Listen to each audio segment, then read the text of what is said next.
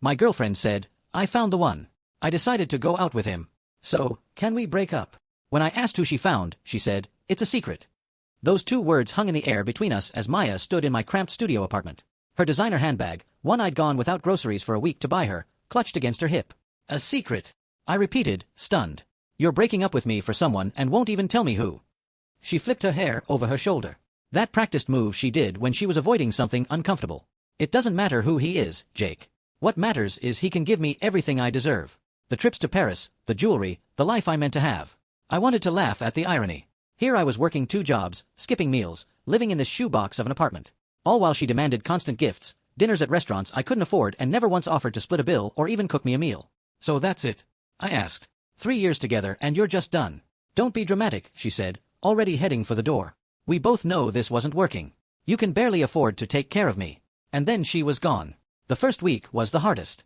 I kept reaching for my phone to text her. Kept setting aside money for her weekly gift before remembering I didn't need to anymore. But then something incredible happened. My bank account actually had money in it at the end of the month.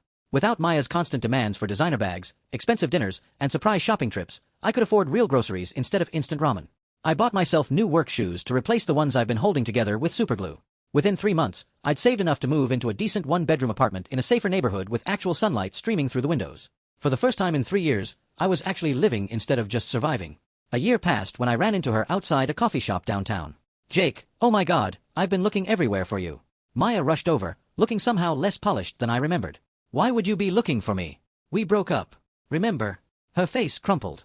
It was a mistake. That guy, he's such a loser. He wouldn't spend a penny on me. Said I needed to contribute equally to the relationship. Can you believe that? He didn't care about me at all. Not like you did.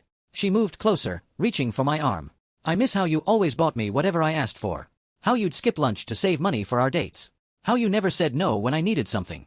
And what exactly did you do for me, Maya? What do you mean? I loved you. Really? Then tell me one thing you did for me during our entire relationship. One meal you cooked, one gift you bought, one time you picked up a check. Her mouth opened and closed like a fish gasping for air. That's not fair.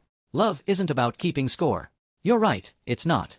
But it's also not about one person bleeding themselves dry while the other takes and takes. I'm done being your ATM, Maya. I started to walk away when she called out desperately. It was your brother. The guy I left you for was Daniel. I froze. My older brother, Daniel, the successful lawyer who could buy Maya's precious designer bags without thinking twice. I spent the entire way home thinking about what she said, trying to figure out why my own brother would do this to me. The second I entered my apartment, I called him.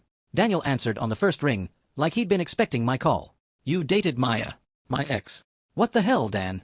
He was quick to explain. Listen, Jake. I never touched her. Never spent a dime on her either.